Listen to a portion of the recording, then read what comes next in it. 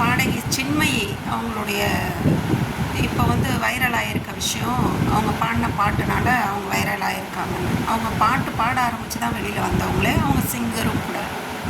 அவங்க பாலியல் பிரச்சனை இருந்துச்சு அப்படின்னு சொன்னாங்கன்ட்டு அவங்கள எல்லாரும் சேர்ந்து ஒதுக்கி வச்சு சினிமாவில் இருந்தேன். ஏன்னா அவங்க கையை காட்டின ஆள் கொஞ்சம் பெரிய ஆளுங்க. அதனால் வந்து அவங்களுக்கு தானே சப்போர்ட் பண்ணணும் உலகம் வந்து. ஏன்னா கொஞ்சம் பெரிய ஆள், காசு பணம் இருந்தால் அவங்க என்ன தப்பு வேணால் பண்ணலாம்.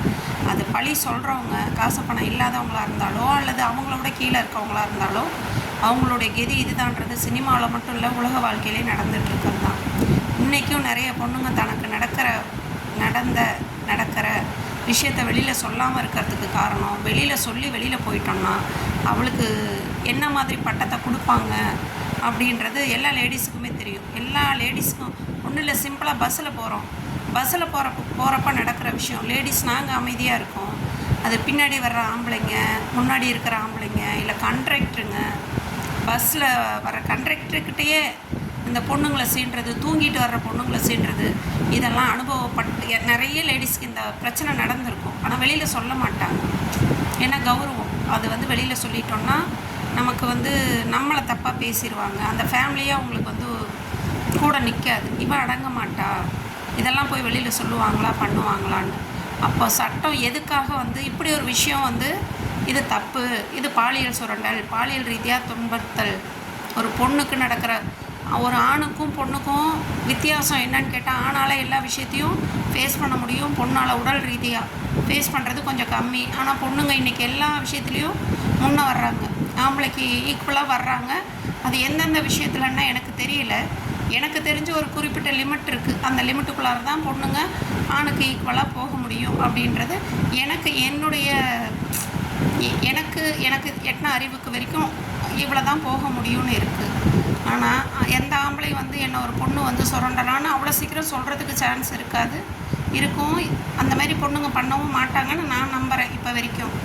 ஆனால் பொண்ணுங்களுக்கு நடக்கிற விஷயத்துக்கு ஒரு பொண்ணு வெளியில் வந்து சொன்னாலுன்னா, நீ தானே போன முதல்ல அவளுக்கு ஆம்பளைங்கள்லேருந்து பொம்பளைங்கள் வரைக்கும் அது காசு பணம் படைச்சவனாக இருந்தால் அத்தனை பேரும் அந்த பொண்ணை டேமேஜ் பண்ணி வீட்டை விட்டு வெளியிலே வர முடியாமல் அவள் அப்படியே முடங்கி உள்ளே போய் செத்து தான் போகணும்.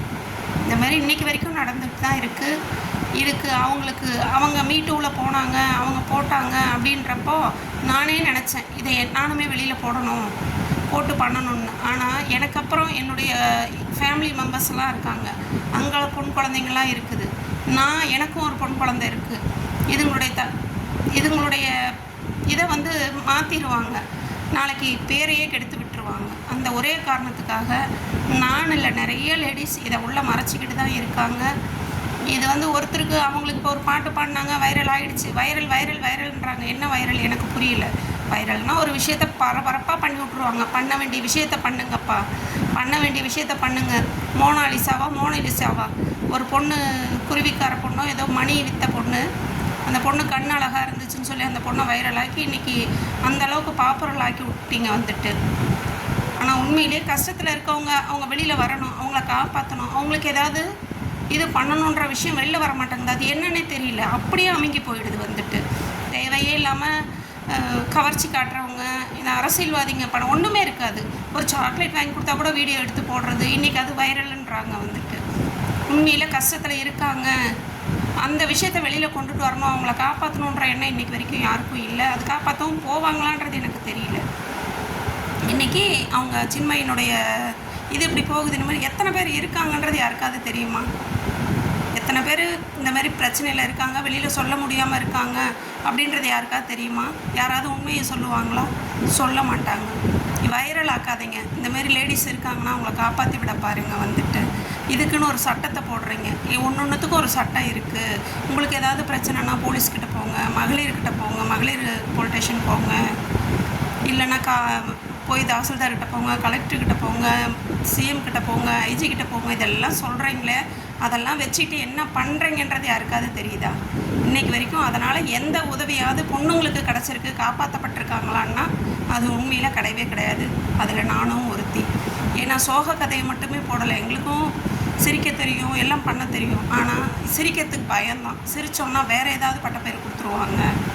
இவன் இந்த பிரச்சனையெல்லாம் சொல்கிறா, சிரிச்சுக்கிட்டு ஆடிக்கிட்டு இருக்கான்னு சொல்லிடுவாங்க. எங்களுக்குள்ளார இருக்கிற வேதையை நாங்கள் உள்ளே போட்டு அடக்கிக்கிட்டு இன்றைக்கி வரைக்கும் இருக்கும்.